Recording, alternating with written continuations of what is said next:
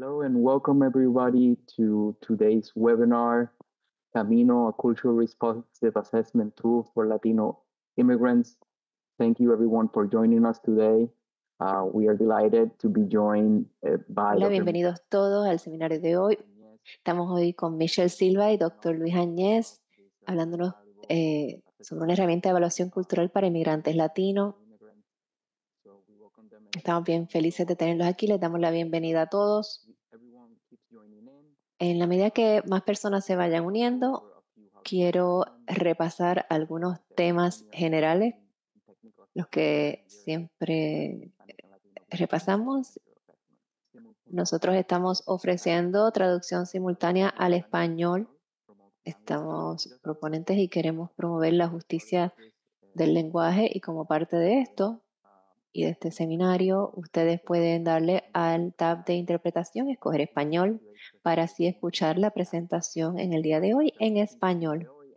Durante el webinar de hoy, este evento está siendo grabado y todos los participantes van a estar silenciados y con las cámaras apagadas. Asegúrense que las bocinas de sus computadoras están encendidas para escuchar la presentación. Y si tienen problemas técnicos, por favor envíen un mensaje al Hispanic and Latino Behavioral Health Center of Excellence en el área del chat. Y si tienen preguntas para los presentadores, les pedimos que utilicen el área de Q&A que aparece en su Zoom, y nosotros podemos contestar esas preguntas en el momento apropiado de la presentación, probablemente a la conclusión cuando hagamos una sección de Q&A. Si desea hablar, también puede alzar la mano y podemos activarles su micrófono para que puedan hacer cualquier pregunta que tengan. Vamos a estar compartiendo una copia de la presentación de hoy en formato PDF a través de la caja de chat. Una vez completemos el webinar, por favor, completen la evaluación.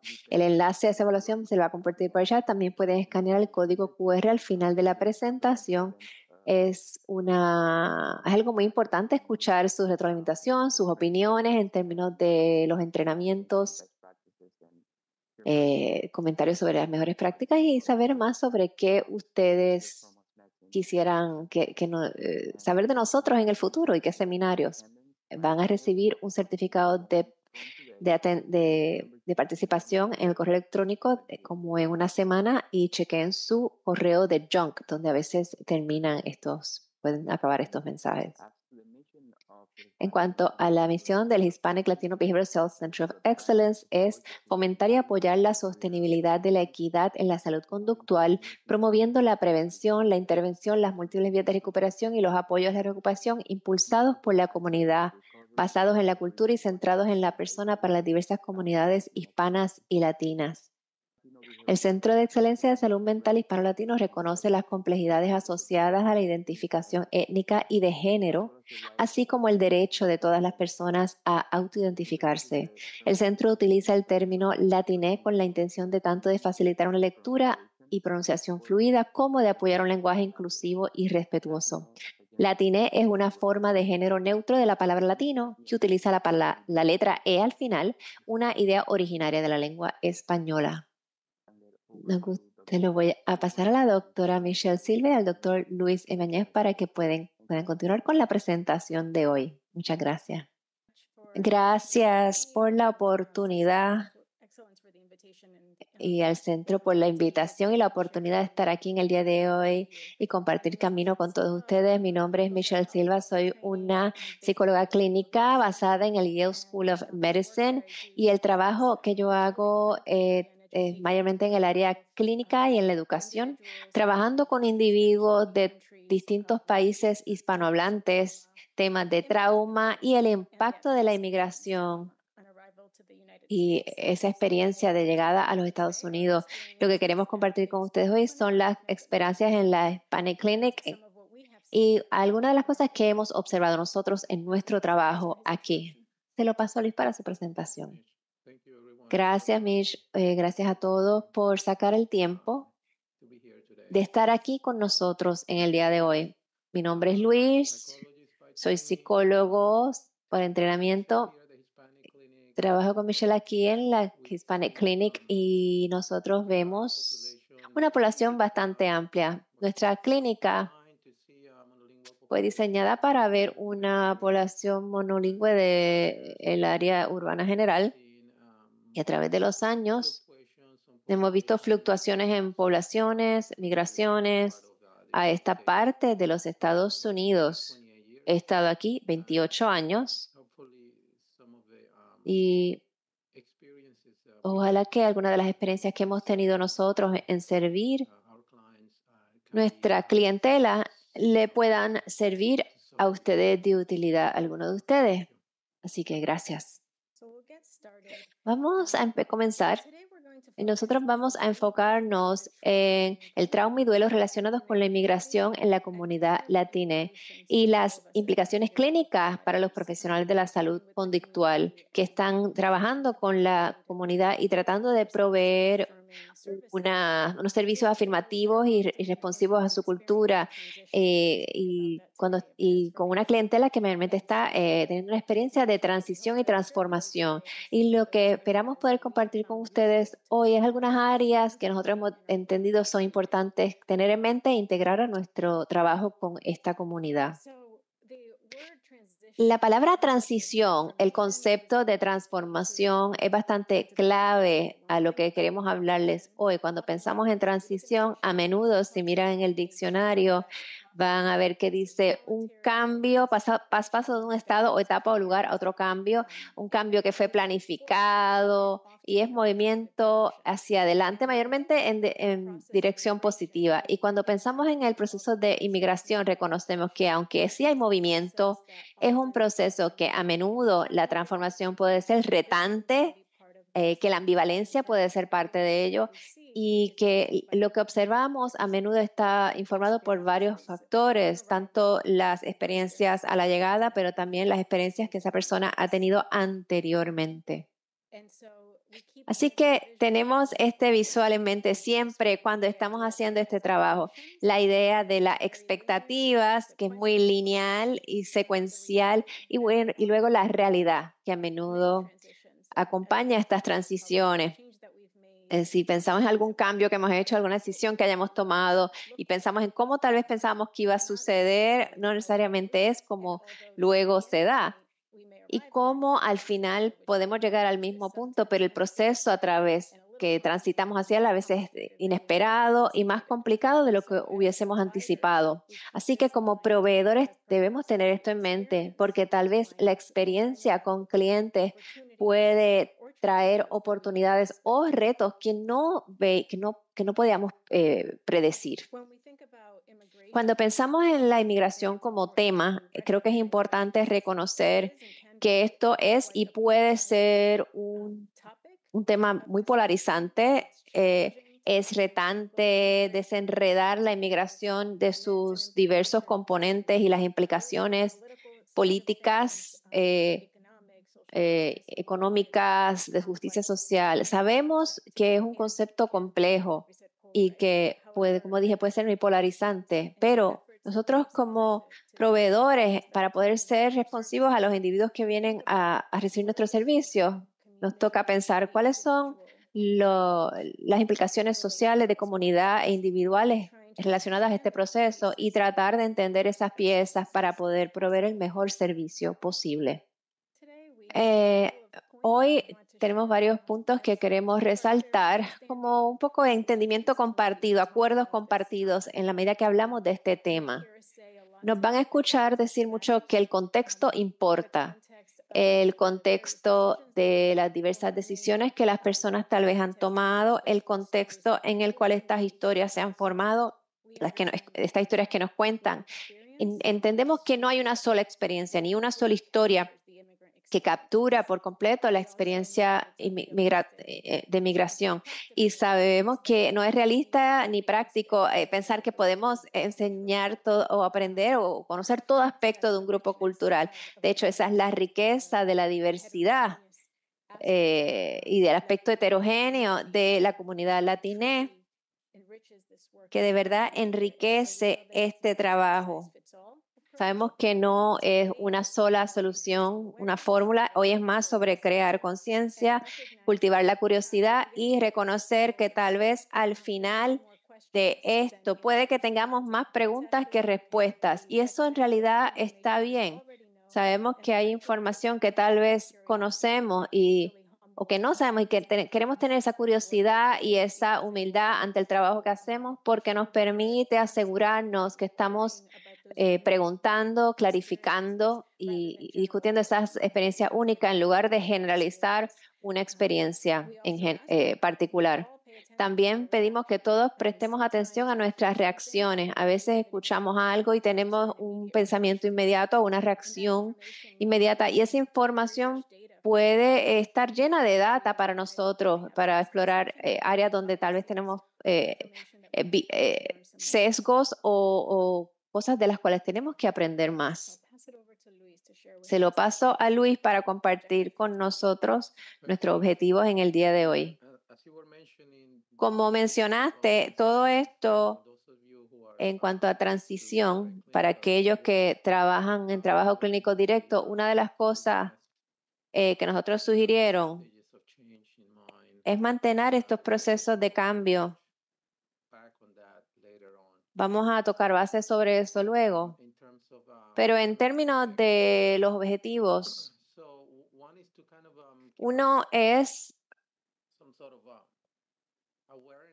tener una conciencia sobre dos cosas.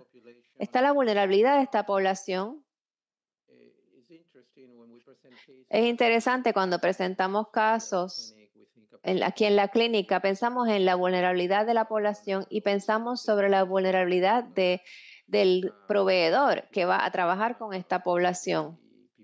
Es decir, personas ayudando a otras personas. Y lo otro que tenemos en mente es la fortaleza y la resiliencia que estas poblaciones tienen. Y vamos a tocar sobre esto cuando hablemos un poco sobre la inmigración y mencionemos algunas de las rutas y cómo las personas manejan o logran llegar aquí. Es increíble, es una resiliencia increíble. Queremos identificar, por otro lado, áreas de exploración para aprender más. Todo el mundo tiene una narrativa y queremos tocar sobre este tema de nuevo. Le invitamos a las personas a aprender sobre las entrevistas motivacionales cuando hacen este tipo de trabajo. Uno, porque queremos narrativas que podamos utilizar para ayudar a la persona a encontrar su camino. Y también porque hay mucha ambivalencia que siente esta población. Y vamos a hablar más de eso luego. Y luego, considerar la intersección de la justicia social y la práctica clínica. Cómo nuestros servicios proveen acceso a servicios y la calidad de los servicios que las personas reciben y cuáles son los apoyos que se dan en la comunidad a esta población que básicamente acaba de llegar a Estados Unidos o que han estado aquí por un tiempo, pero no han podido alcanzar, no habían podido tener acceso a servicios de salud mental. Próximo slide. En este slide, una de las cosas que estamos pensando es cosas a considerar.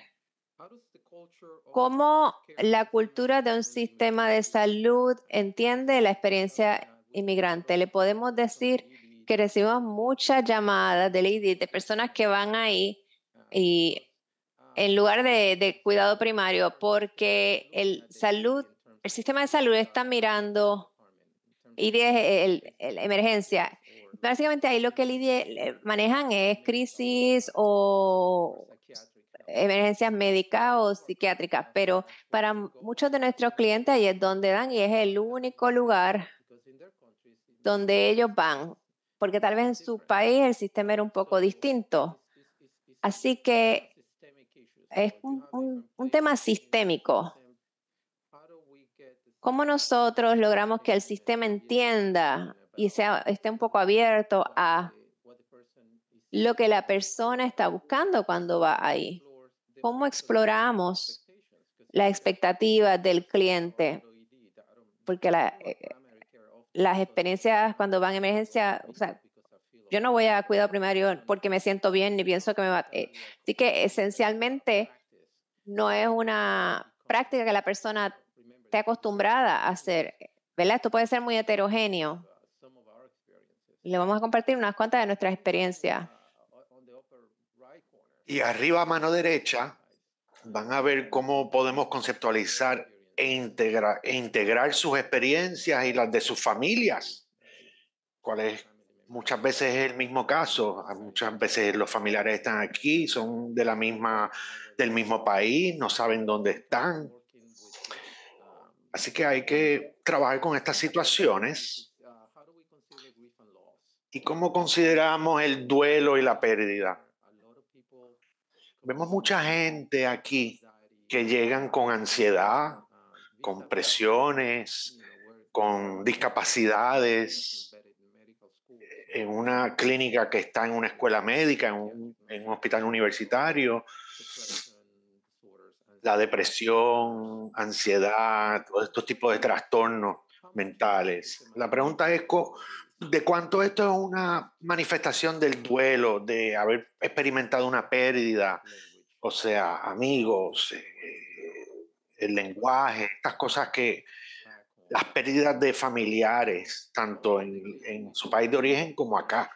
Muchas veces vemos que esto parece depresión y ansiedad, pero cuando uno busca más a fondo, muchas veces vemos que es duelo y pérdida. Y esto es una óptica que podemos usar para, tal vez, no se utiliza tanto como se debería.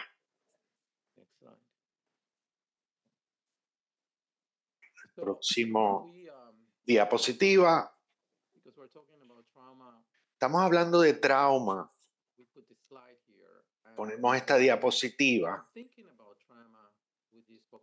Y cuando pensamos sobre el trauma con esta población, muchas veces regresamos al momento en que el hemisferio americano estaba recibiendo mucho influjo de europeos buscando especies, llegando a América y comenzaron a colonizar y a subyugar a las poblaciones locales. No es que no existían asuntos y problemas entre la gente que vivía allá en el hemisferio americano, pero no al nivel que ocurrió cuando llegaron los europeos. Así que para darles una idea, un número es básicamente un 9% al momento del contacto con los europeos. 90% murieron, ya sea por enfermedades, la varicela, la viruela y otras influencias patológicas que tuvieron un efecto a causa de la presencia europea.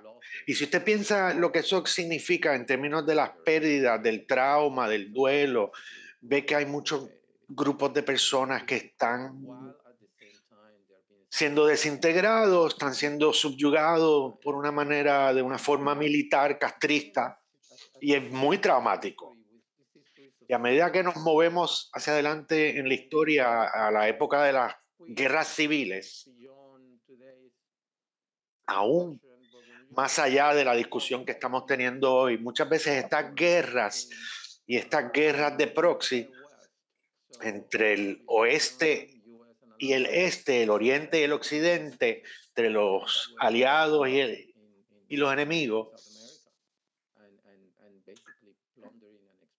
muchas veces ha conllevado mucha explotación, secuestro, desapariciones, explotación de los recursos. Las desapariciones fue muy común, los llamados desaparecidos no daban posibilidad de closure, de cerrar y de celebrar el duelo. América fue uno de los lugares más peligrosos para las mujeres por el nivel de femicidios que habían, que esto quiere decir que se asesinan a las mujeres por ser mujeres. Hay otros factores, pero increíblemente los niveles de violencia de ganga es muy alta Alguien de Perú esta mañana me estaba diciendo que su familia llega mañana y él estaba hablando de gente que él sabe que están extorsionando. Hay gente que está siendo extorsionada por las gangas, las pandillas. Y cualquier poco dinero que uno hace para la familia se lo tiene que pagar a las gangas. Y si no, pues hay unas consecuencias muy malas si no uno lo hace. Perseguimiento, violencia doméstica, violencia. Y cuando hablamos de las etapas de cambio y de la manera que están organizadas de una manera que tienen sentido: precontemplación, contemplación, iniciación, preparación y actuar. Muchas veces vemos en áreas que han sufrido violencia y tienen que salir enseguida. Y no hay una etapa de contemplación o de planificación, simplemente tienen que salir del país y lidian con eso luego de salir del país. Así que para darles una idea panorámica, la historia está llena de trauma y violencia. Desde 1492 es una fecha segura que podemos decir de ahí en adelante el trauma y la violencia aumentó. Ir por toda la historia tomaría mucho tiempo, pero a movernos un poco más adelante en el tiempo, algunos de los patrones que hemos visto de migraciones, en Puerto Rico hubo un desaumento entre 2010 y 2022.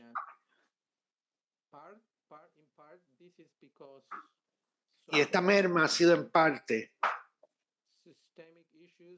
por unos asuntos sistémicos que datan de la guerra hispanoamericana, cuando Puerto Rico pasó a ser un territorio asociado a los Estados Unidos y bajo el yugo estadounidense.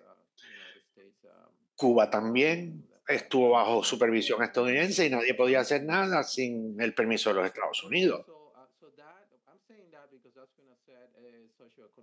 Pero digo eso porque eso va a establecer los asuntos socioeconómicos en Puerto Rico que recibieron un trato malísimo con estas disposiciones y los desastres naturales.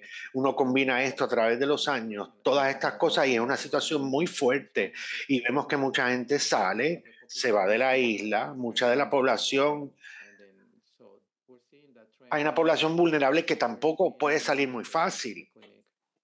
Y vemos el aumento en las clínicas.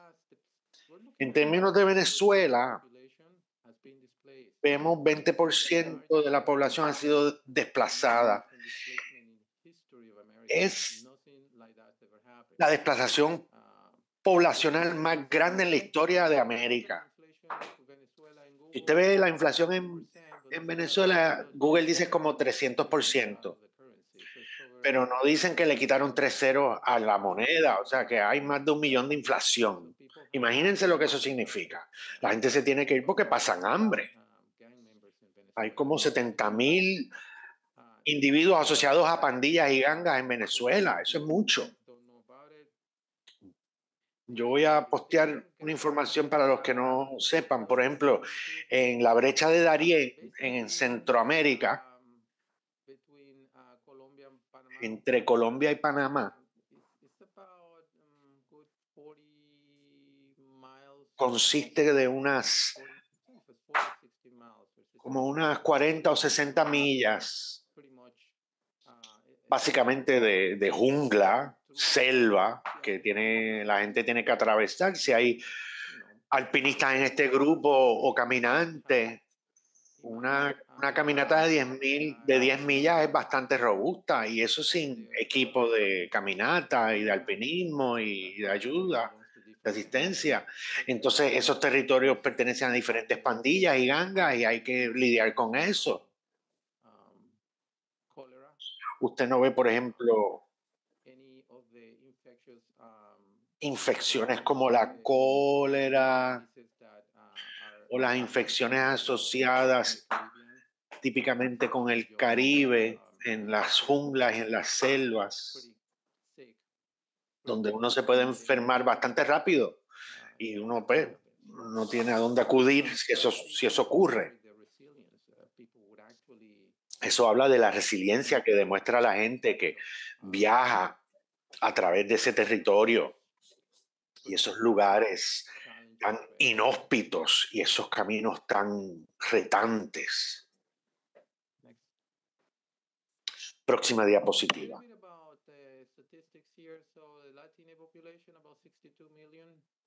Hay como 62 millones de población latina en Estados Unidos, 65.2.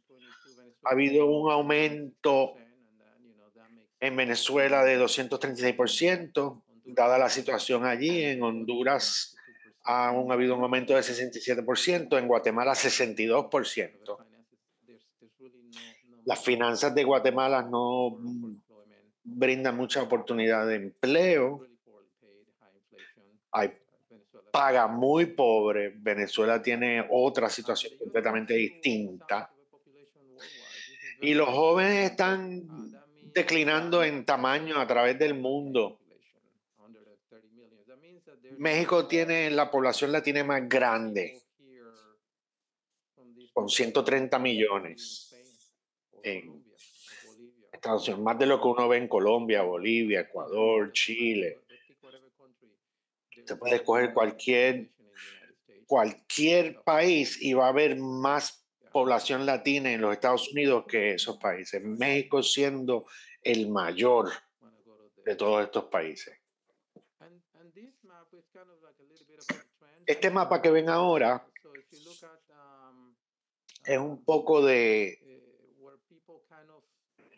cómo se esparcen estas poblaciones y cómo estas poblaciones se desplazan. Al oeste se puede ver. Si usted observa los estados del oeste, Nevada, California, México, Arizona, en algún momento era un territorio de la gente que vivía ahí, pasó a manos de España y luego pasó a manos de México.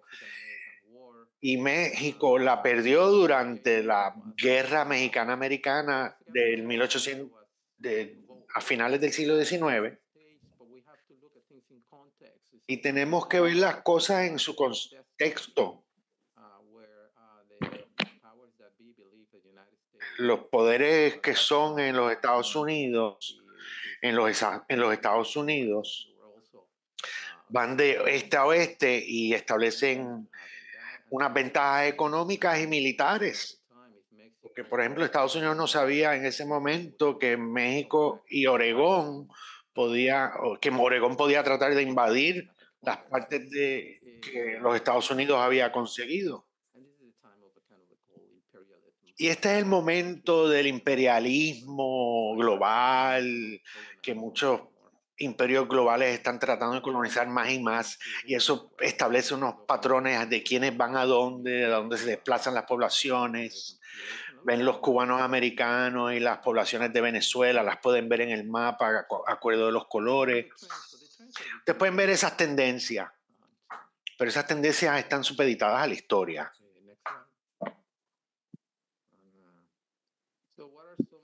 Así que, ¿cuáles son algunas de las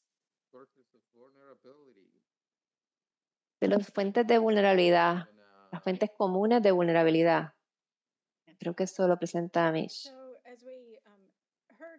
Como estábamos escuchando a Luis describir en esta breve historia sobre lo que podríamos decir han sido los retos y traumas históricos y pues esa experiencia colectiva de pérdida y de duelo, podemos entender que puede que haya como resultado de eso un sentido persistente de vulnerabilidad entre esa población. Y es un reto interesante porque aunque cuando escuchamos estas historias en el trabajo que hacemos, a menudo estamos tratando de identificar los retos, pero no queremos perder de vista la increíble fortaleza y resiliencia que existe en esa comunidad. Y pues nos vamos a estar enfocando en eso también. Pero para resumir un poco las fuentes comunes de vulnerabilidad que describimos como consecuencia de esa historia, podemos imaginar que está la pérdida de apoyo social, y la soledad que viene como resultado de esto y que muchas comunidades inmigrantes experimentan. El miedo, a menudo hablamos del miedo de ser identificado, el miedo de ser detectado, el miedo de perder lo que gradualmente ya se está tornando familiar para esa comunidad. Tenemos que entender también los estresores psicosociales y por eso enfatizamos el contexto como el empleo, las condiciones de trabajo y también el duelo que viene que llega para alguien que haya desarrollado una identidad profesional en su país de origen y ya no puede practicar de la misma forma cuando llega a los Estados Unidos y que eso representa para la identidad de un ser humano a la larga. Inglés limitado, educación sobre la salud pobre, a menudo en un espacio nuevo no puede que no estén acostumbrados a cómo funcionan las cosas en ese espacio nuevo versus junto con una incapacidad de entender. También sabemos que la separación de la familia, ambas personas de la familia que se quedan, tanto las personas que se quedan en el país de origen como los que cruzan la frontera y cómo esas experiencias se ha demostrado tienen resultados de salud mental negativos a largo plazo para los individuos. Y también el aislamiento geográfico. Vimos como distintos grupos por distintos factores o distintas razones puede que terminen en distintas secciones de Estados Unidos y el aislamiento que pueda surgir cuando las familias no pueden llegar a visitarse, verse y cómo eso puede impactar negativamente la salud mental. Y por último, el trauma, que es un hilo conductor a través de todas estas experiencias en el trabajo clínico que hacemos aquí en el Hispanic Clinic. Vemos que hay un sentido de trauma compartido que permea a través de todas estas experiencias. Y este contexto, estas experiencias que vemos como colectivo entre la comunidad hispana, nos motivó a crear Camino. Camino en español significa el path. Y resume la experiencia, ese camino es muy distinto para cada individuo. A veces no se comparten los detalles de eso, porque a lo mejor hay mucha incertidumbre o tienen miedo de compartir algunos de esos detalles. Hay que pensar en cómo la experiencia de inmigración afecta a la salud mental. Y a lo mejor muchos de ustedes aquí hoy están envueltos en este tipo de trabajo y ven distintas versiones de esto en su trabajo día a día. Cuando pensamos en Camino, lo que queremos que sea es una herramienta que ayuda a que todos entendamos mejor cuando pensamos en cómo asegurar que estamos integrando los factores variados que son importantes para cada persona que ha dejado su país y entrado a un espacio nuevo. Particularmente aquí con individuos de Latiné, de origen hispano, esto no es para reemplazar cualquier entrevista clínica o diagnóstico, es simplemente para aportar a la data que ya estamos reuniendo sobre estas personas. Esto se conformó por mí, por Luis, por Manny Paris y basado en la experiencia colectiva que hemos tenido aquí en la clínica. Camino, cada una de las letras representa un área particular que nosotros tratamos de cubrir e integrar. No tiene que ser en manera secuencial, no tiene que ser todo en una sola sesión porque entendemos que el proceso de evaluación es dinámico y continuo. Lo que vamos a hacer ahora es repasar algunos de estos componentes y nuestro raciocinio de por qué lo incluimos y algunas preguntas de ejemplo. Empecemos con C, comunidad y apoyos familiares. Una cosa que todos hemos visto tal vez es que la familia y el valor de familismo pueden ser muy importantes para los clientes a quienes servimos. Y reconocemos que puede tener significados variados y valores variados. No asumimos que todo el mundo adhiere al concepto de familismo de la misma forma, pero a menudo escuchamos que es importante y que sí tiene un rol en la vida de ese individuo.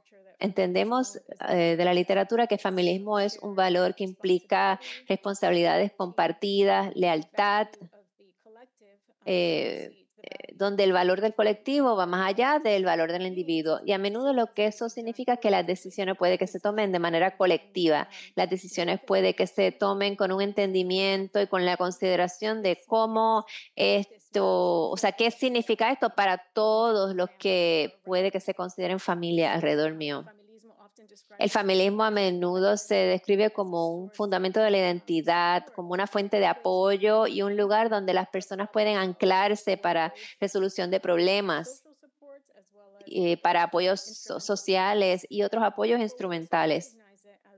También reconocemos que también es una fuente de fuerza y también de vulnerabilidad. A menudo en el espacio clínico escuchamos a individuos que tal vez no quieren hacer el acercamiento a la familia y compartir con ellos las experiencias que están teniendo en los Estados Unidos, porque no quieren preocuparles. También en el área de adicción vemos que a veces esos lazos familiares han sido rotos y tienen sentimientos de culpa o sentimientos de haberle fallado a la familia. Y luego ese concepto de la familia es que ha sido estresada, pero no importa cómo están esos lazos o la importancia para cada individuo, sí reconocemos que es un área que amerita evaluación y exploración para asegurarnos que lo estamos integrando al trabajo que estamos haciendo. A menudo cuando pensamos en la familia como fuente de apoyo, también pensamos en la pérdida y el duelo. Como Luis mencionó, el trauma, la pérdida, el duelo son elementos esenciales en el trabajo que hacemos y a menudo hablamos sobre el trabajo informado en el trauma y un acercamiento informado en el trauma y pues pensamos que también hay que tener un trabajo informado en el duelo y que es importante especialmente para las comunidades inmigrantes porque inevitablemente la pérdida lleva al duelo y son parte de la historia de esa persona. Tal vez están en distintas etapas de ellos, pero entendemos que el duelo probablemente es una parte de esa narrativa y queremos pasar tiempo investigando el impacto en esa persona. Sabemos que las pérdidas ambiguas o lo que se ha definido como pérdidas imparciales o incompletas también están presentes, pero a menudo no se habla, no se discuten y queremos extender esa invitación. Hablamos anteriormente de identidad y de la pérdida de estatus, la pérdida de potencial futuro. Alguien que tal vez podía antes tener una educación y estaba haciendo una práctica en alguna profesión en particular y tenía una idea de cómo iba a ser su futuro y el futuro de su familia y su comunidad. Y algo sucede y de repente ahora tienen que irse y tal vez el irse no es planificado, no es deseado y de repente tienen que lidiar con la pérdida de tanto esa carrera o identidad o estatus, el apoyo social que eso trae y también lidiar con la separación familiar. Así que pensar en cuáles son las pérdidas en el contexto de familismo, qué es lo que ahora esa persona no tiene una vez ha llegado a los Estados Unidos. El proceso de unificación, de reunificación, sabemos que esto ha recibido mucha atención en las noticias, en la literatura y a menudo se describe de maneras distintas. Sin embargo, en un espacio clínico entendemos la ambivalencia que surge cuando se habla de reunificación y luego hablemos más sobre esa ambivalencia. Pero a menudo lo que vemos son esas narrativas mixtas, esas historias duales que han existido de manera paralela, ¿verdad? Tenemos la familia que está en Estados Unidos, los familiares que tal vez se quedaron atrás y ambas historias son válidas y existen una al lado de la otra. Sin embargo, la experiencia tal vez es tan variada que cuando las personas se reunifican, a menudo hay muchos sentimientos encontrados sobre lo que esa separación significó. A menudo esa separación y la duración de ese tiempo se subestima.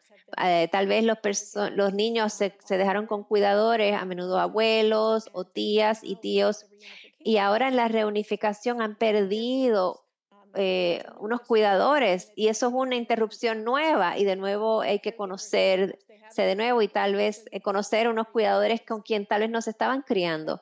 Así que hay varias narrativas que surgen y que causan mucho distrés a los miembros de la familia como parte de ese mismo proceso de reunificación. A menudo vemos padres, mayormente padres y madres aquí en la clínica, que tal vez están menos conscientes de los detalles de lo que sus hijos han vivido en el lugar natal, y cuando oyen esos detalles, a veces eso es lo que los hace venir y esa es la preocupación principal. Darse cuenta o aprender de unos retos que sus hijos experimentaron y ahora tratando de reconstruir esas relaciones y manejar esa experiencia a la vez que entienden y sienten. Tal vez sienten culpabilidad de haber causado esa separación.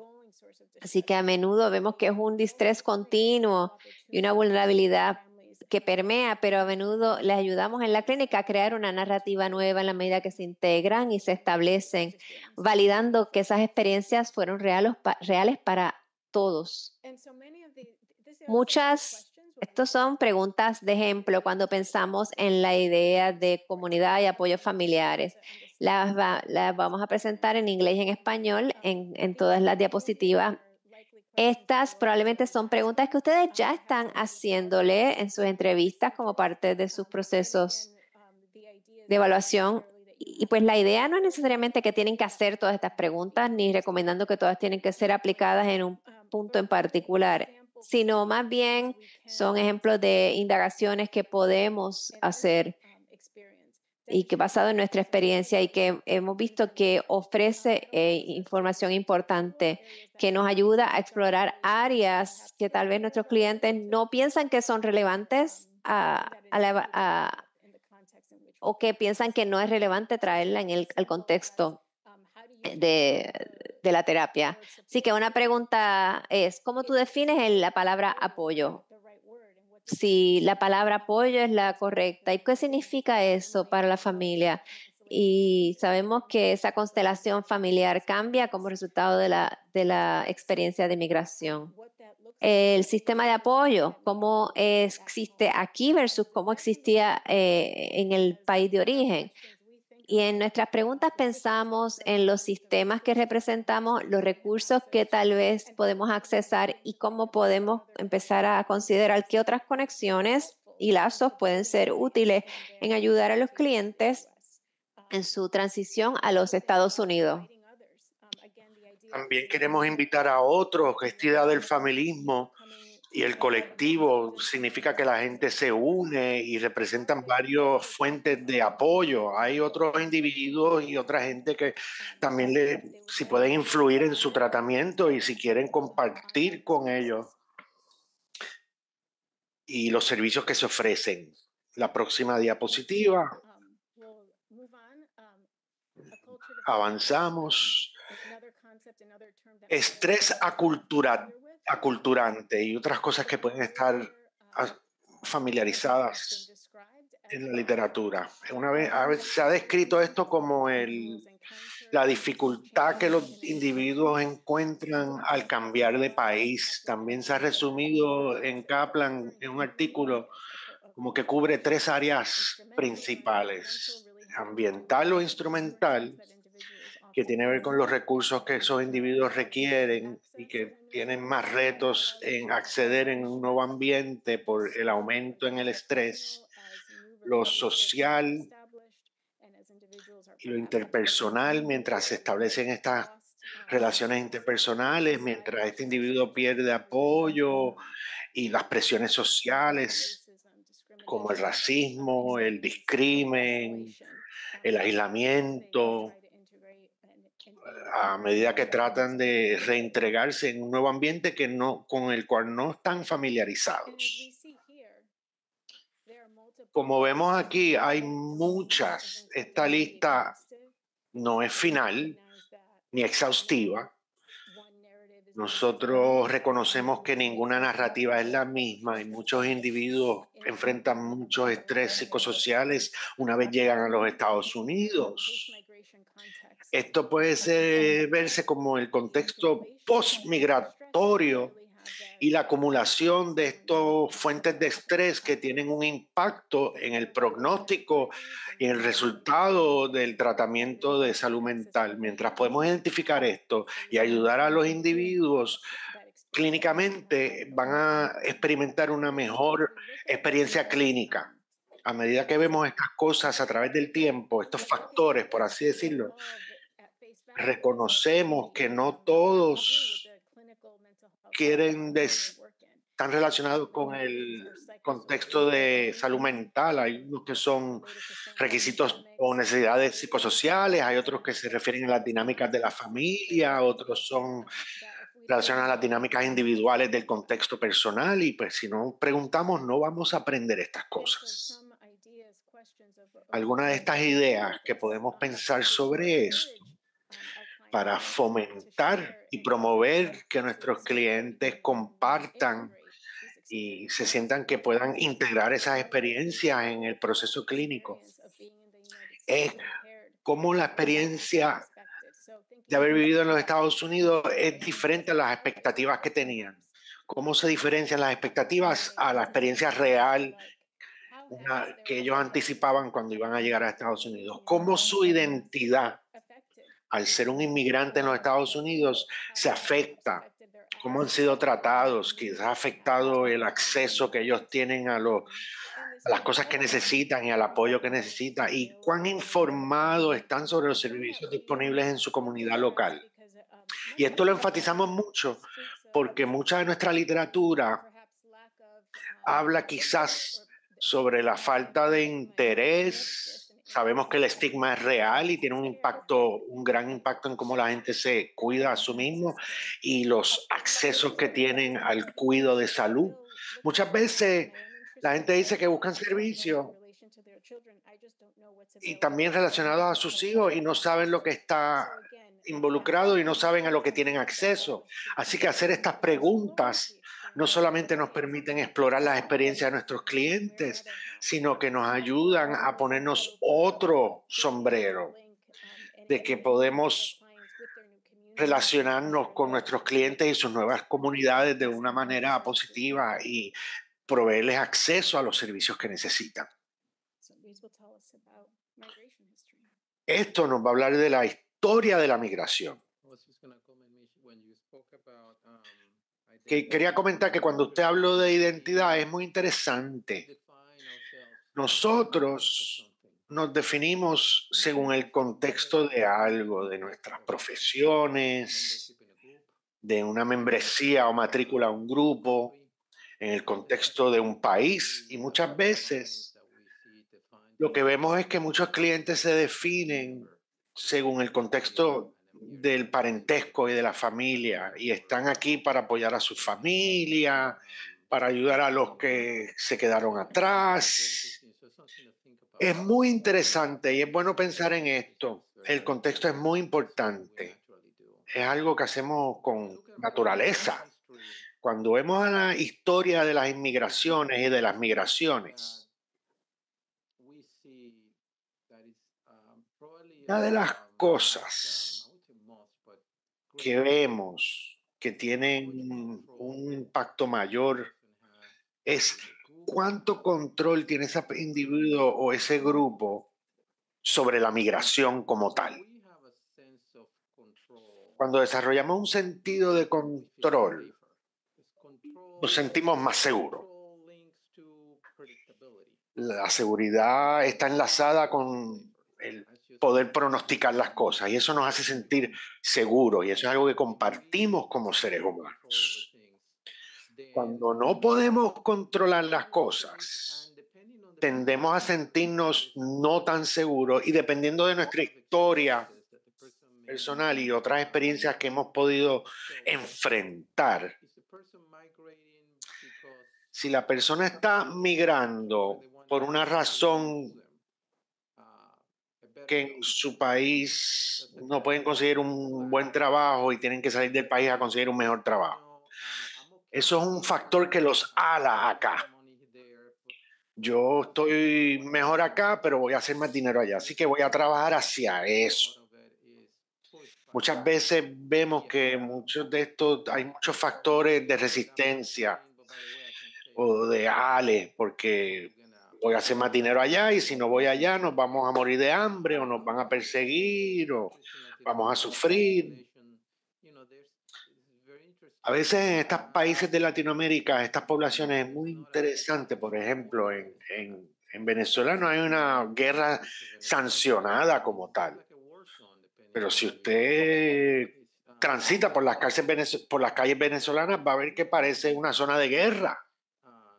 Así que depende cómo esa persona desarrolla ese sentido de control, puede que esté o no presente en nuestros clientes, pero lo más seguro han sido empujados fuera de su país. Y lo van a contar, lo van a relatar, que han venido acá porque era mi deseo. En algún momento quiero regresar en mi casa y si muero acá, quiero que me entierren de donde vine. Ese tipo de cosas, de disposiciones. Estos controles nosotros los evaluamos cuando vemos las historias migratorias. Estar expuestos a eventos traumáticos es un aspecto muy grande en términos de los incidentes. Y cuando uno ve esta diapositiva, usted ve esta caravana. Y decimos caravana porque hay cierta seguridad en las multitudes, ¿no? En los grandes grupos, a diferencia de caminar solos por su cuenta. En una caravana da una sensación de seguridad, que hay un poco más de control de algunas de estas cosas que hay que atender cuando a uno lo sacan del país de uno. Hay muchas variables diferentes que hay que evaluar y considerar y tenemos que ver cuánto control tenía una persona del país que salió y si pudo prepararse para el tipo de control que va a encontrar en el país nuevo. Pasemos a la próxima diapositiva. Aquí tenemos las diferentes etapas o fases de la migración. Aquí es cuando la entrevista motivacional puede ser muy útil, no para todo lo que estamos hablando. Pero si usted quiere obtener una narrativa, un cuento y un sentido de humildad,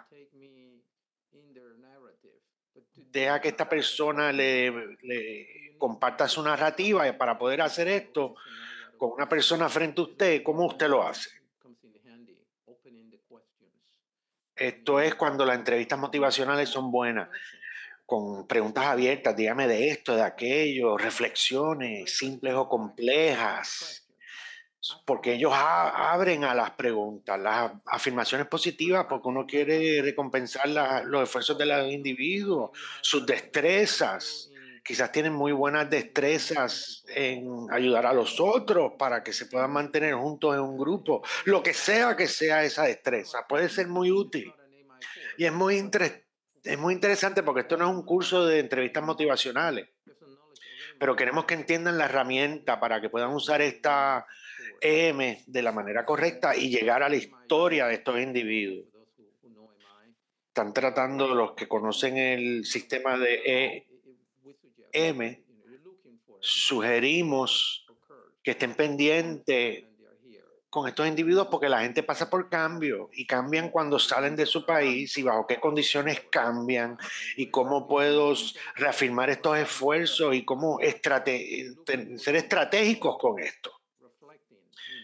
Buscar indicios de estos cambios y de estas reflexiones, que al final de un camino tomaste una decisión y caminaste con tu familia y enfocaste en un cambio. Ese tipo de cosas va más allá de lo que podemos hacer en este seminario virtual hoy. Pero queremos encontrar ese tipo de conocimiento, de sabiduría, poder proveerle a estos clientes con los que usted trabaja este tipo de cosas.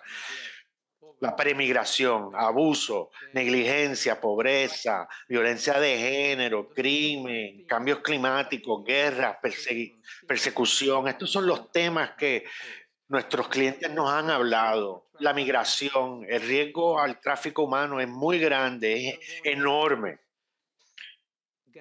Porque usted está accediendo a y permitiendo que las gangas puedan defender sus territorios frente a otras gangas, y porque ven que la gente que pasa por sus territorios son como una comodidad, un recurso humano. Ellos están caminando hacia eso. Y esos son algunos de los peligros del trabajo. Hay otros.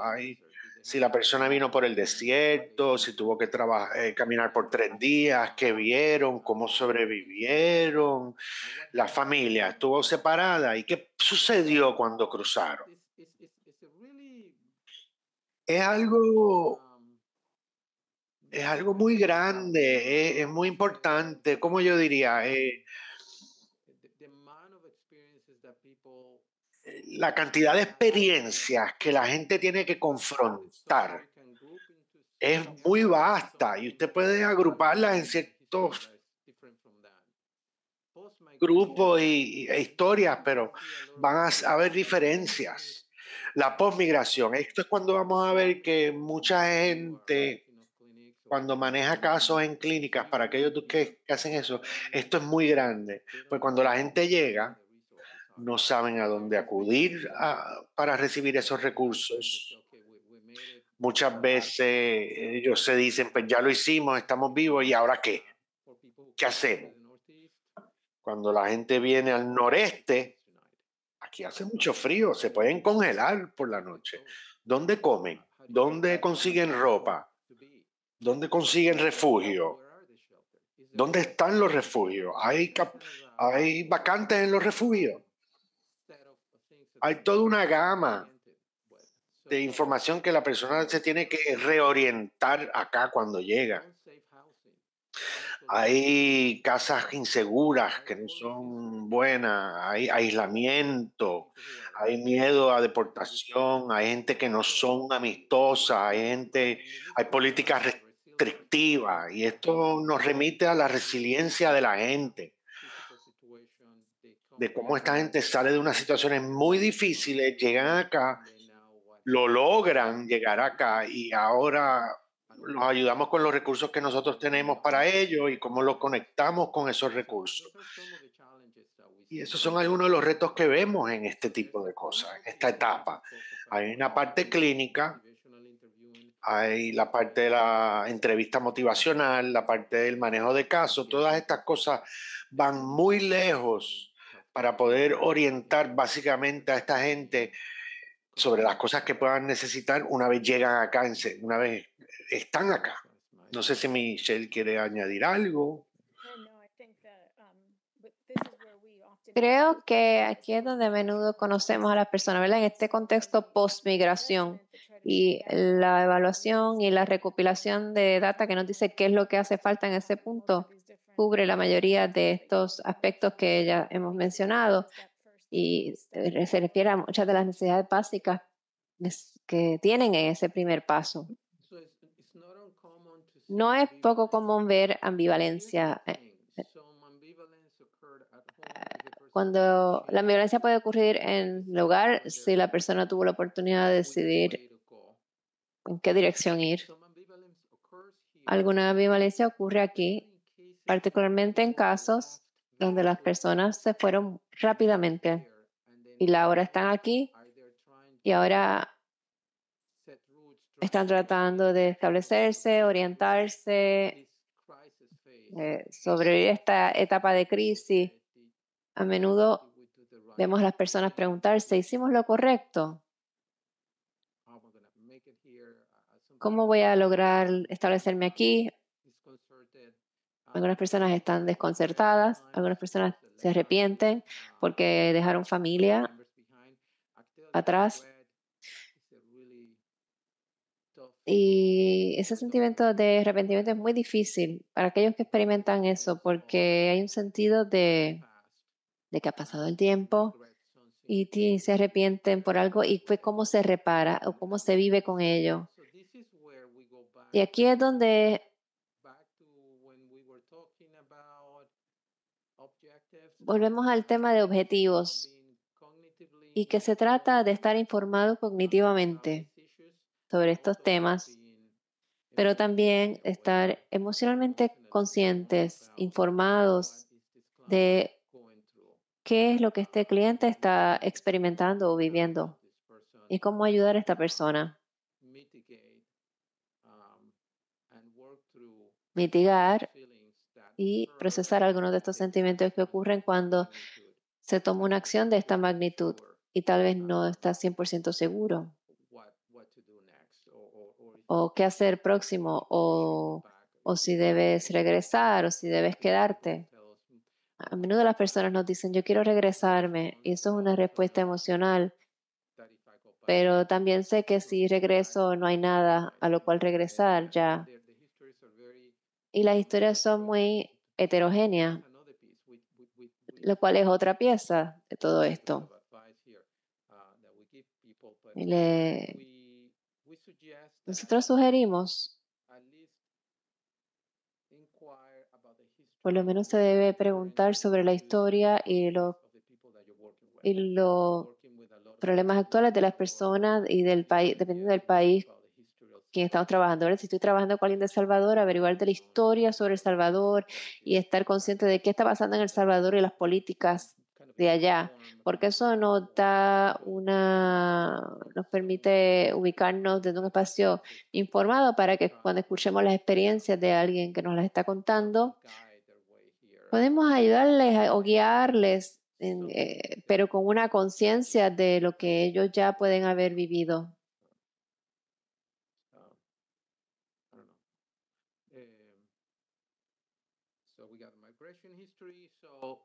Historia de migración, aquí hay algunas preguntas que hacemos. Recuerden, vas al origen. Dime la decisión de irte, ¿verdad? Obtengan una narrativa. Estamos buscando yo, nosotros decidimos esto. Mencionaste nosotros. Háblame más de eso. Para tener una narrativa de cómo se tomó esta decisión, cuán rápidamente se tomó esta decisión, quiénes fueron las personas que tomaron esta decisión, quién se quedó atrás. Cuéntame más de eso y siempre reflexionar.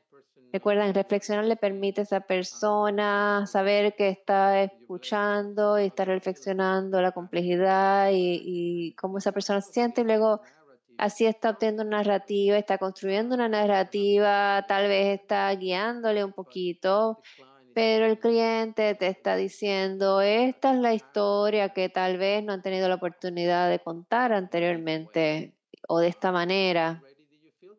¿Cuán listo te sientes para irte del país? Eso es importante porque a menudo vemos personas que simplemente están huyendo en el momento porque el tiempo era inminente o era una cuestión de vida o muerte. Hay otras personas que lo planifican un poco más.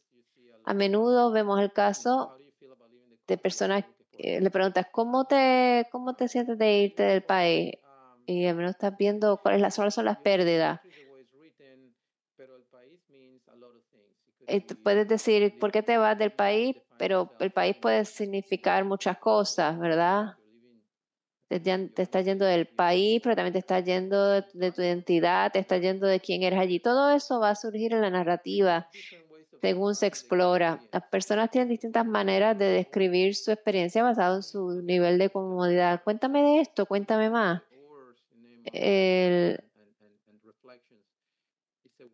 Utilizar estas preguntas y la reflexión sobre ello le ayuda a que la persona le pinte una historia con la cual ustedes entonces pueden trabajar porque la historia continúa.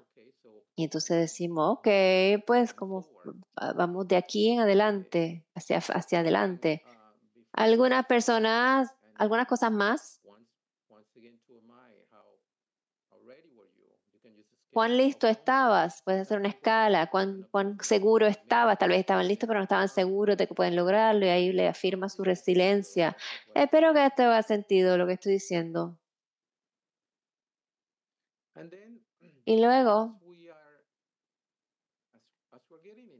en la medida que entramos en lo de narrativa, le estamos ayudando a la persona a hacer una narrativa. Estamos buscando los idiomas del distrés. ¿Qué es un idioma de distrés? Es una manera en que algo es expresado. Por ejemplo, nervios. La gente habla de eso mucho. Y esto está expresando, si se refieren a ataque de nervios, cuando primero se detectó en la literatura, los soldados de Puerto Rico hablaba sobre sufrimiento y eso daba paso a otros estudios que hoy conocemos más. El susto es otro idioma del distrés. Tuvimos varios clientes de Bolivia que hablaban de susto y básicamente algo les pasó y el alma se te salió del cuerpo. ¿De qué están tratando las personas de explicar? ¿Cómo explican lo que les pasa, cómo se sienten? Como otras personas en sus familias, en sus comunidades, explican lo que está pasando con ellos. Eso es una pieza y hay idiomas de resiliencia, ¿verdad? Así que, por un lado, dices, tengo los nervios malos, por otro lado, estás en la lucha, estás luchando y trabajando en estos problemas y tienes esa reflexión con el idioma de fortaleza, de resiliencia al final. Así que si ves, la primero está el idioma de distrés y luego de la reflexión es el idioma de resiliencia y eso va a ayudarle a la persona a hablar de su resiliencia. Así que ven cómo estas cosas se emparejan. Así que cosas que puede que escuchan, si se puede, echándole ganas, en la unión está la fuerza, querer es poder. Y hay otros decires que nosotros sugerimos que las personas entren a sus comunidades de donde vienen o cuáles son sus decires que ellos utilizan. Escuché a alguien decir una vez, esto está peor que un nido de moscas. Y eso fue muy interesante y asumí que era de algún lugar de Latinoamérica. Eso es muy importante en comunicar, utilizar el lenguaje que el cliente tiene. El cliente te está enseñando estas cosas y viene la humildad. Y también voy a ser curioso y tratar de averiguar qué es lo que... Hay otros hay idiomas de los cuales las personas hablan en esta área en particular y eso nos sirve de mucho porque muestra interés, curiosidad en ayudar a alguien. Así que pues de manera humilde.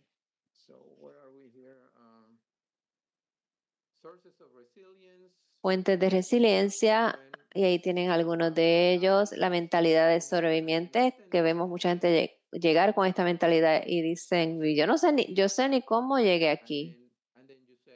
Y luego dice, bueno, cuéntame más. Y luego te cuentan una historia y tú reflexionas sobre ello o le afirmas esa historia. Religioso, la fe, espiritualidad.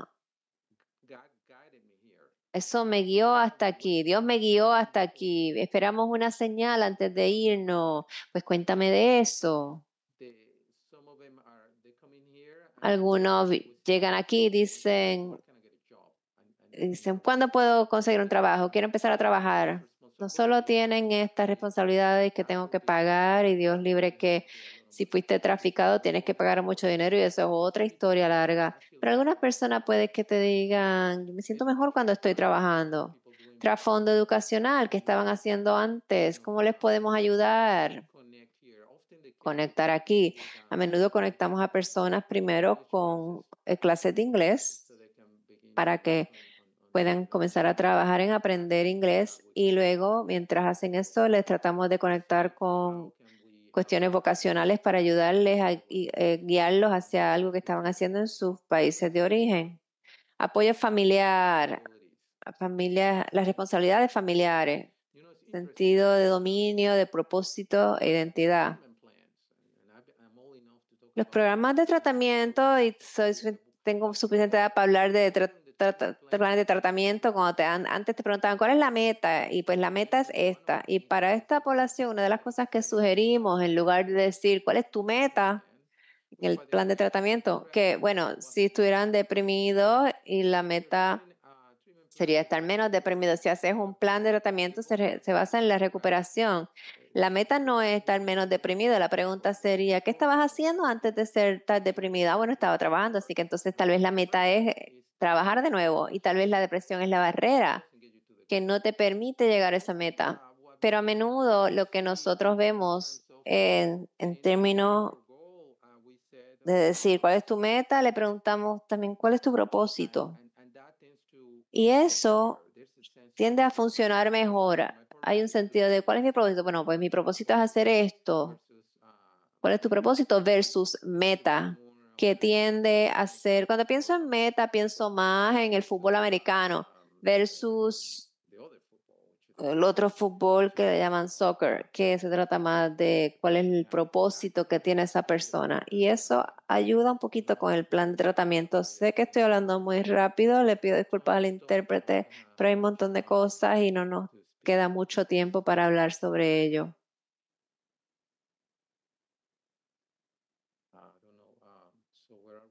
¿Dónde estamos ahora? Ok.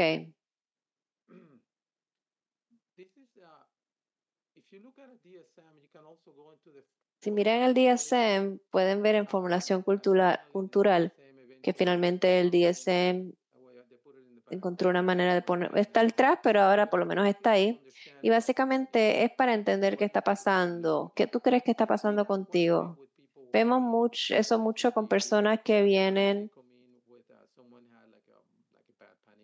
y que tuvo un ataque de pánico y parece que tiene un ataque de corazón, pero en verdad es ansiedad. Y cuando lo miras de cerca, en verdad se trata de la experiencia de que acaban de llegar y están tratando de hacer sentido de ello y sus cuerpos están como que fuera de control, ¿verdad? Y pues, ¿qué piensas que está sucediendo? ¿Cómo otras personas ven lo que está pasando? ¿Cuál tú crees que es la causa? ¿Qué tú crees puede ayudarte?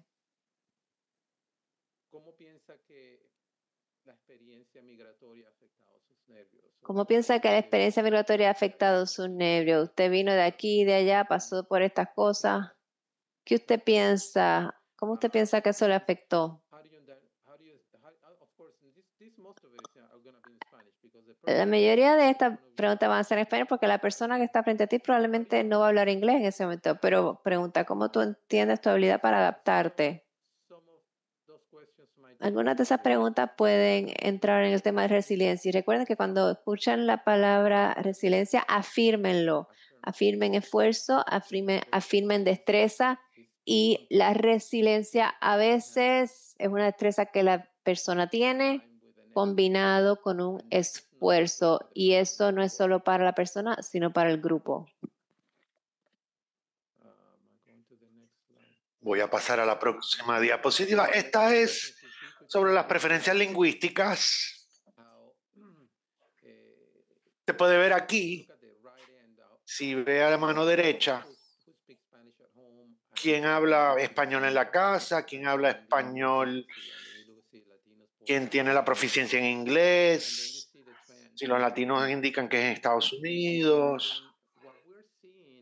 Lo que vemos, y aquí es muy interesante, que inicialmente era que la mayoría de los clientes eran primera generación que habían nacido fuera de Estados Unidos. Pero ahora en la segunda y tercera generación estamos viendo más gente que habla el lenguaje, que pueden escribir inglés y a medida que el tiempo pasa y se trasladan a un contexto angloparlante, pues el español se escapa. Eso es parte del proceso. Y vemos cada vez más gente, más jóvenes y más proficientes en el idioma. Hay unos segmentos en estos números de entre 50 y 60 que son gente que no van a hablar mucho inglés y pueden ver un segmento en el medio que lo habla y después uno más joven, un segmento más joven que sí lo habla, porque también toman clases, etcétera. Así que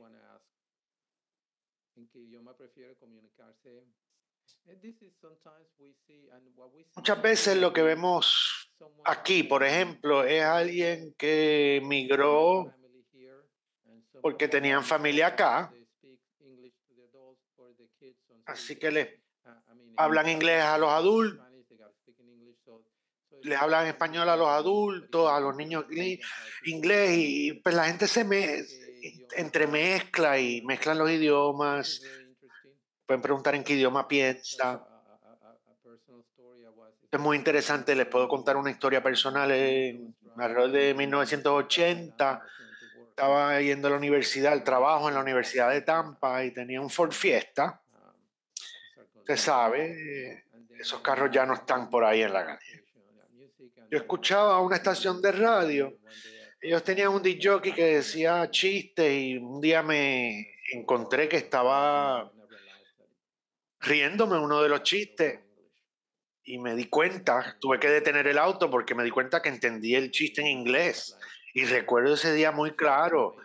En algún momento, la gente empieza a notar, muchas veces en los sueños, y les puede indicar un indicio de hacia dónde se dirigen en términos lingüísticos. En términos de la psicoterapia, hay gente que ha aprendido inglés, prefieren hacer la psicoterapia en español.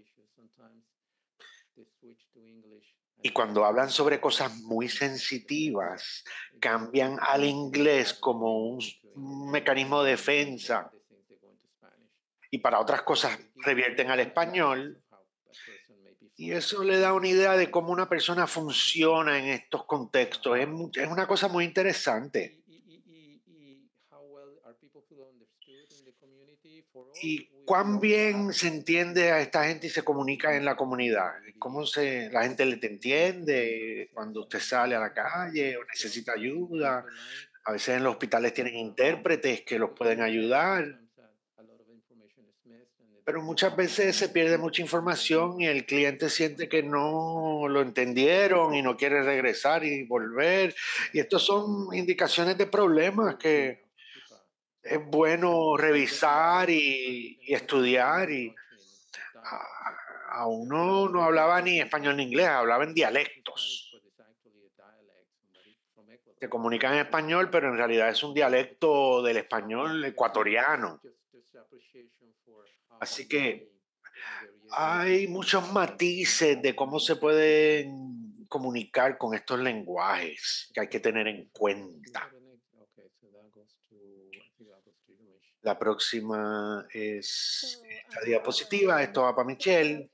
Bueno, vamos a terminar con la última letra de camino, la O para origen. Bastante evidente, se explica por sí solo. Es la importancia de cómo el individuo se define y cómo definen de dónde viene, especialmente cuando hablamos de una comunidad latina que es muy diversa, muy heterogénea, lo que quiere decir que vienen de muchos trasfondos distintos, muchas experiencias distintas y muchas áreas distintas donde han vivido, rurales, ciudades, diferentes experiencias religiosas y culturales, y todas van a tener un impacto en el sentido de sí mismo y de su identidad.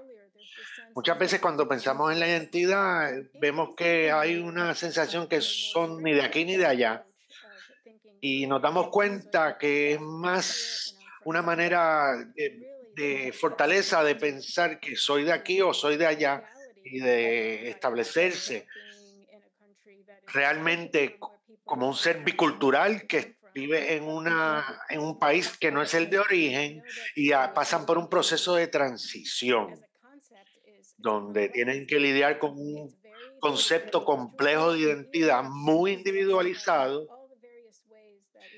que presenta muchas de las diferentes maneras de que la gente se refiere a sí mismo y cómo se autoidentifican. En la clínica, sobre la marcha y en la práctica, lo que hacemos es que muchas veces sabemos que cuando la gente llega a los Estados Unidos es que ellos se empiezan a ver como latines, como un grupo latines, como se categorizan acá. Y vemos que como inmigrante para el individuo, la identidad es una fuente de conexión, es la única fuente de conexión que permanece a su país de origen. Así que queremos saber de su perspectiva cómo es que se autoidentifican, cómo prefieren que nos veamos, que entendamos quiénes son, para que en Estados Unidos y y vemos cómo los grupos aquí son muy diversos en las diferentes áreas de los Estados Unidos, se puedan desplazar a través de esas áreas. No es simplemente saber de dónde vienen, de qué país, porque muchas veces no recibimos esa información de entrada, muchas veces la recibimos en referidos luego, porque sabemos que hablan español y los refirieron a la clínica española, pero no sabemos de dónde son exactamente y queremos saber de dónde vienen. Porque son gente, son seres humanos y tenemos que verlo en términos de personalismo, de dónde son, qué significa eso para ellos. Para un cliente de Puerto Rico no es que son de Puerto Rico solamente, es de dónde en la isla ellos vienen. Y el orgullo que se genera de acuerdo al lugar donde vienen de su país. Y estas experiencias compartidas que comparten cuando llegan aquí, ¿cómo se describen como latines e hispanos? ¿Ustedes usan un término en particular que ustedes prefieren, que utilizan para describirse a sí mismos? ¿Y qué significa tener esa identidad? ¿Y cómo mantienen esa comunicación con su país de origen? Todo esto contiene mucha información de cómo estos enlaces transnacionales se ven, se pueden considerar si son una fuente de apoyo que podemos acceder o cómo podemos usarla y para movernos hacia adelante. Porque si algún individuo está en este proceso de transición es muy importante saber. Para cerrar, tenemos que ver esto colectivamente como un llamado a la acción. Esto es un área que va a recibir mucha atención a medida que vamos sobre la marcha. Tenemos que encontrar maneras de involucrarnos en el proceso de los inmigrantes, de hacer este trabajo competentemente y responsablemente de acuerdo a las necesidades de los individuos y que sabemos que estos individuos son culturalmente humildes y muchas veces cuando los vemos no están pasando por el mejor momento y podemos preguntarles y saber para poder ayudarlos a acceder a esas fuentes de fortaleza y de apoyo y de resiliencia que en ese momento no están tan disponibles o que quizás no están pensando en eso tanto. Y podemos ayudarlos a llegar a esas decisiones y cómo tratan de cumplir con sus propósitos y cómo los podemos asistir en eso. Permanecer humildes, permanecer en el camino y recordar todo esto que estamos hablando. Y al cerrar, dale Luis. No, dale tú.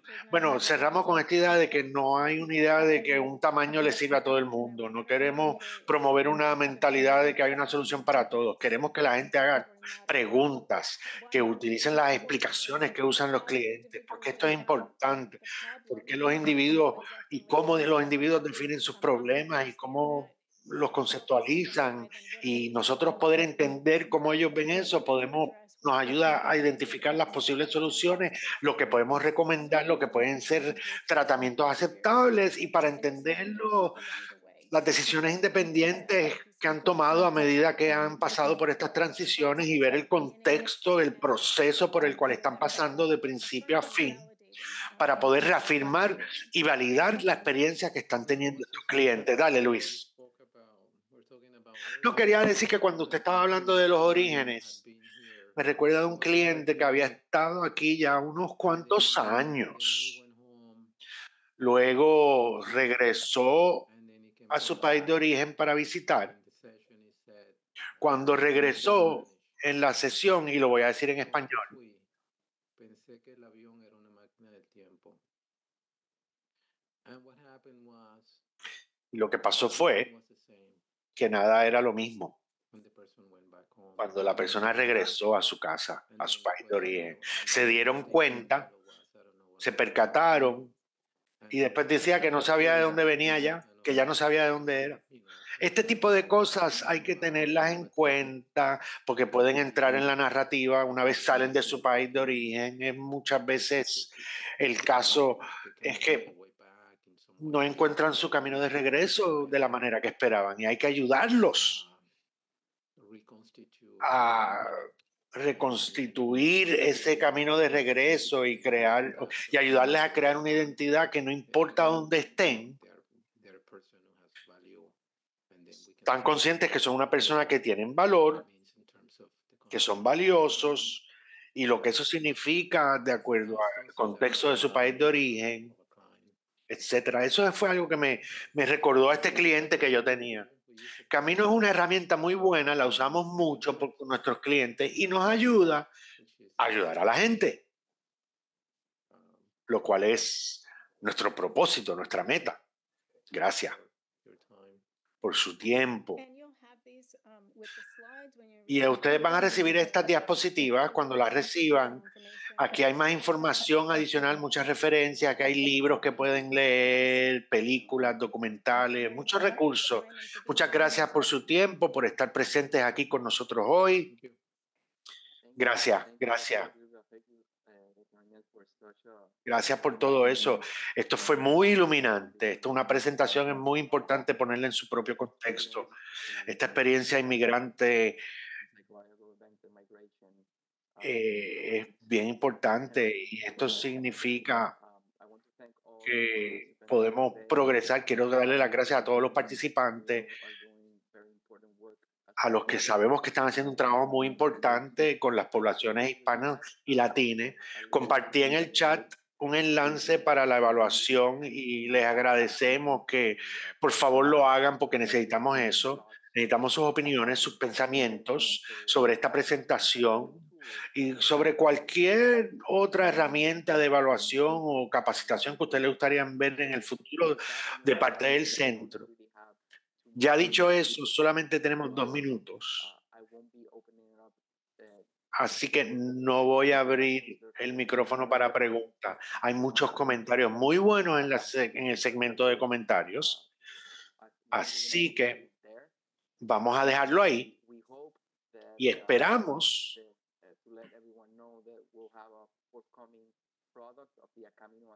que les vamos a hacer llegar este producto del camino, de la evaluación de camino, y se las vamos a hacer llegar para que, si está suscrito a nuestro boletín, va a recibir cuándo puede descargar, y si tiene acceso a nuestro sitio web también, van a tener acceso a toda esta información en diferentes sitios. Ha sido un placer estar aquí. Gracias por su tiempo, por su compromiso y por su trabajo.